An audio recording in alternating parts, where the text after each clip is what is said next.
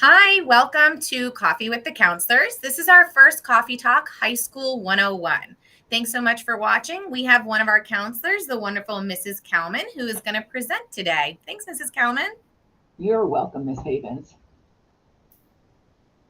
Okay, so I'm going to begin. This is a slide that lists all of our guidance counselors.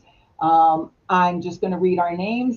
We have Miss Solid, Miss Wheatley, Miss Loyacona, myself, Miss Kalman, Miss Havens, who's with us here, Miss Passatempo, Miss Abramowitz, and then Miss Riggle, who is our college and career counselor, and Dr. Allen oversees our departments. All right, this is our typical day, which I think you've gotten the hang of by now, I hope. We start school, everybody has to be in their first class by 7:30 and our day ends at 2:50. It's been the same. And depending on what your students' 5th hour classes determines their lunch. The most important thing to remember is that students may not leave campus between 12 and 12:30. So like if you have to call them in a blue pass to be able to go to a doctor's appointment and stuff, you have to do it based on the ends of the periods, and you can't do it during that time because the gates are locked from 12 to 12:30. All right, so graduation. All right, they must earn 24 credits. 4 of those must be in English, so English every year. They have 4 credits of math every year. One must be Algebra 1, geometry, and then you must have at least 2 other math classes. All right, so whether they're going to go on to Algebra 2, pre-calculus, statistics, or if you're really not a math person like myself, I would have taken something like a math college algebra after Algebra 2. So I got my 4 credits of math in. Science, you do 3 years of science. Biology is a graduation requirement. And then the other sciences that we have would be like a chemistry. We also have environmental science, so that would meet your 3 science credits. And then again, if you're going on to a 4-year college, you're going to take some other rigorous science classes, whether you take like marine science honors or you do an AP environmental or things like that. These are things that your child and you can discuss with your counselor. Social studies.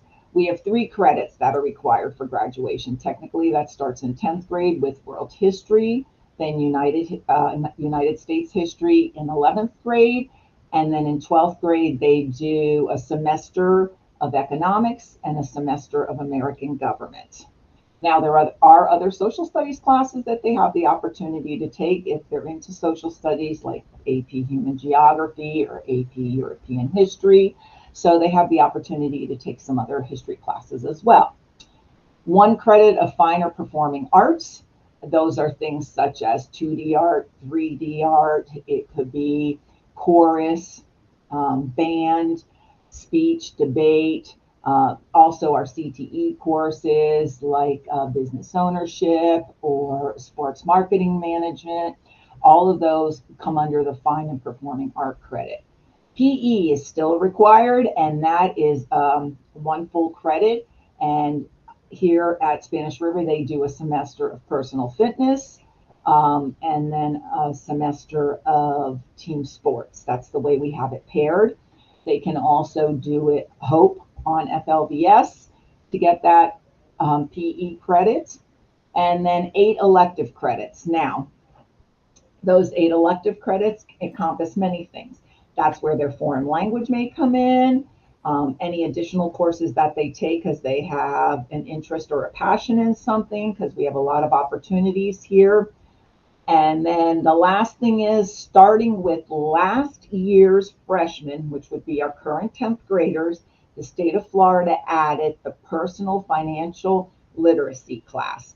It is a half credit class that they must take, and we pair it with a research class. Okay. Oh, I forgot. No worries. Okay. So 2 other things. The online course is no longer required. The state of Florida finally got rid of that requirement. And then again, if your child wants to, once they're here and they learn about the scholar designation, which provides an additional seal on their diploma, there'll be some other rigorous coursework. But again, that is something to have as a discussion with your counselor. Okay, other graduation requirements. All right, so there are tests they have to pass. All right, one of those is this reading ELA test, and it's called the FAST, the Florida Assessment of Student Testing. The test that counts for that graduation requirement, they take in 10th grade. They must get a level 3 or higher, okay? To see how they're progressing, we do call PM test. That's progress monitoring. They take 3 of those in the course of a school year. Students already did one the beginning of September, okay? And students who need remediation are in intensive reading to help them be successful on the reading test and also help them be successful readers. All right, they will continue to take these tests throughout the year. And again, the one that will count will be their 10th grade year, and it's done in the spring. The second graduation requirement is math. That Algebra 1 EOC, after most students have taken algebra here, especially in the state of Florida, they are given an Algebra 1 EOC. Okay, so some students may not have done that because they've come from somewhere else or a private school or out of state. When they take geometry, they can use the geometry EOC to count for that test as well. So either of those tests will give us that graduation requirement. Now, the EOCs count for 30% of the course grade. So here in the state of Florida, algebra, geometry, biology, and U.S. history all have EOCs, which are 30% of the student's grade. But the only test that's required for graduation in math is Algebra 1 or geometry. We'll take one of those two. So that one, they get the 30%, plus it's also a graduation requirement. Okay. The next graduation requirement is community service. So they have 4 years to complete this graduation requirement. And the minimal amount is 20 hours, okay, at a non-for-profit organization. We have forms. They're available on our school website. They're also available in Sweet Silver and Sweet Blue, okay. If they're going on to a 4-year college or university, they will need to do 75 or 100 community service hours, depending on what they're going to qualify for with Bright Futures or other scholarships. And we ask them to get at least the 20 hours done by December of their junior year, because they have a lot of time to get that done. Okay. And then their GPA, so their grade point average. They must maintain a 2.0 overall grade point average, which is a C, in their courses, okay? And it's very important. So, and again, so I'm going to use an example here because I think it's important. So students will say, but I have a 2.2. Well, that's good, but you still failed the second semester of English 2. So they still have to make up that half a credit towards their graduation requirements because they still have to pass 4 years of English, but their GPA is okay. So, but that GPA is important, and meeting those other credit graduation requirements are important.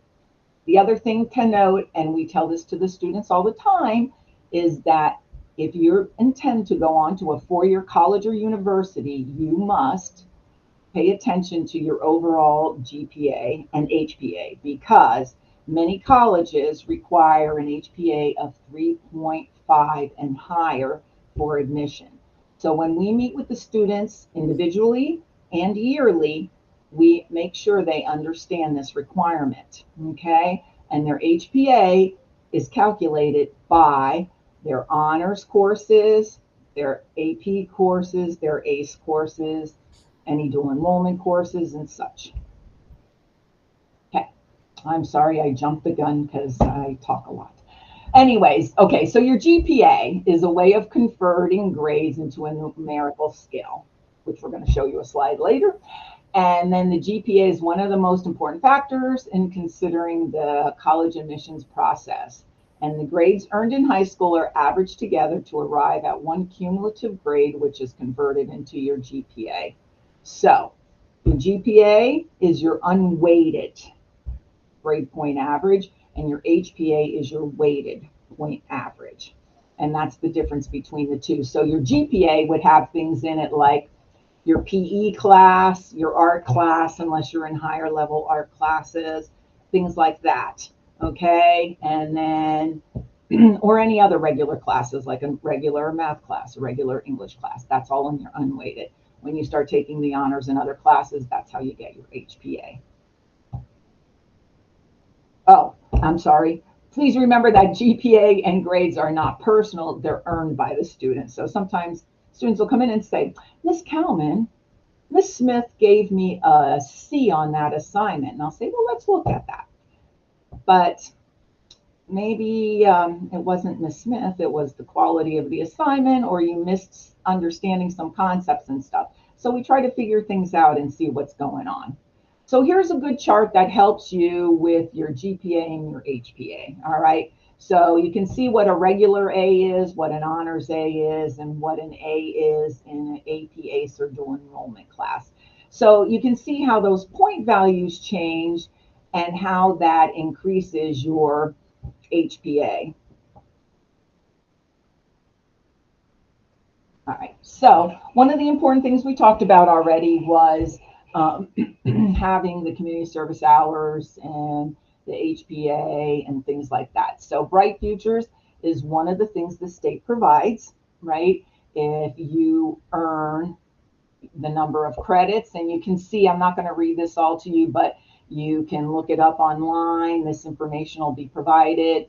And you can see if you meet these criteria, if you can get 100% Bright Futures, you can get 75% Bright Futures, depending on the category you fall into. It's a great opportunity. It pays your tuition and your fees for the time you are going to college. What we always tell the students, though, is you still have to get test scores to get into college. So just want to make sure you understand that.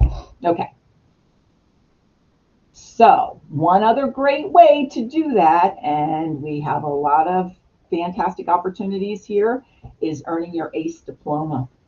So those ACE courses are college level courses that students may take here. And to earn that ACE diploma, they have to pass 7 ACE exams by they take the classes, and then they take the exams at the end of the year. Okay.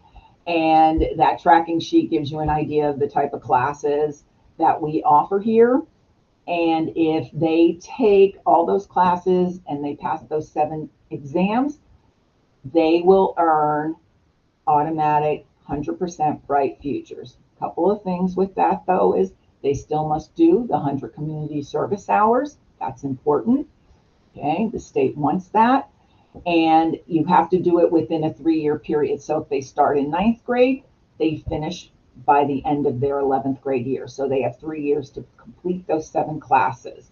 The other little carrots that go with this are they're exempt from completing their fine art credit and their PE credits.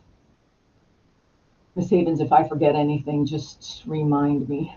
For sure. You're on a roll. All right. So a couple other things to help the students be successful here. Our National Honor Society does offer free tutoring daily, both lunches. It is not quite set up yet because a new staff member took over the program this year, so she is working diligently. I spoke with her Friday, last Friday, I think it was. Sorry, having yesterday off messed me up. And she is getting that up. So they pair students who need help with one of the National Honor Society members, and they can get help in any academic area necessary. Math Club does tutoring. So the Math Club Honor Society does tutoring Tuesdays and Thursdays during lunch. They just need to get a pass from their math teacher, and then they will be allowed to go to which math teacher has it running in their classroom. So 2 teachers are designated to provide that assistance with the Math Honor Society students. And Spanish National Honor Society will be setting up tutoring for students who need help in Spanish. And also theirs is getting set up because 2 new people took that over as well. All right, how can you help your son or daughter succeed? Having them get to school on time, right? So if they're here by 7:15 because the bell starts ringing at 7:22 to remind them to get in class, to be on time, following the dress code, make sure that they have a quiet, media-free, and comfortable place to study.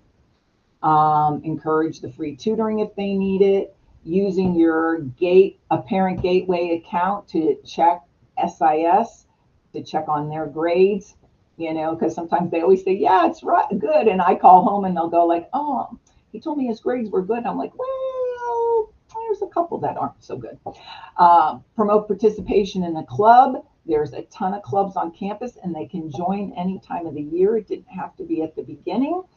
And making sure they're attending school. That happens to be one of the biggest things that we have a difficult time with. For absences, students really do need to email their teachers and communicate with them about any notes or makeup work, okay? Because the teachers need to hear from them directly. I mean, you can reach out together, but make sure your child is doing that. They're in high school now. They need to learn to advocate for themselves. And I think that's a vital skill that will make them be successful the rest of their lives. Okay, so these are some things. Ms. Havens reached out and asked teachers for tips. It's very important that students complete their assignments and study every night. Work with your son or daughter to learn how to cope with the stress of school and manage their expectations. Check grades on a regular basis and stay on top of what students are doing and not doing in class. Work with your son and daughter on daily healthy habits. The students, so sometimes when students come in and ask questions and I bring up SIS on my computer and I go, hey, this is your grade. Why do I see really good grades, all A's, and then I see 3 zeros. What's going on here? And then once I get an understanding of what's going on, I can better help the student. But otherwise, I wouldn't know if I just looked at the overall grade. And that's really important because then the student who never came to tell me anything, because they're like, well, my average is a low C, that's okay. Well, yeah, that's okay, but it could be better. And the student is really quite bright. So why did that happen? And once I find that out and we talk, and then I say, this is, here's how you can handle that situation. And then have the student deal with the teacher and figure out what they can do to fix that. It's important for them to learn those skills because they're becoming young adults. Oh, it's the end. Yeah, awesome. Thank you so much, Mrs. Kelman. If you were watching this, thank you so much. It's helpful information. If you're new to high school or maybe especially, like high school, it's been a while for some of us and it's kind of like a third language. So this coffee talk was to help you understand the expectations here. If you have any questions, you can always reach out to the school counselor for your child. And we will see you at our next coffee talk to understand GPAs a little more in depth. Thanks a lot.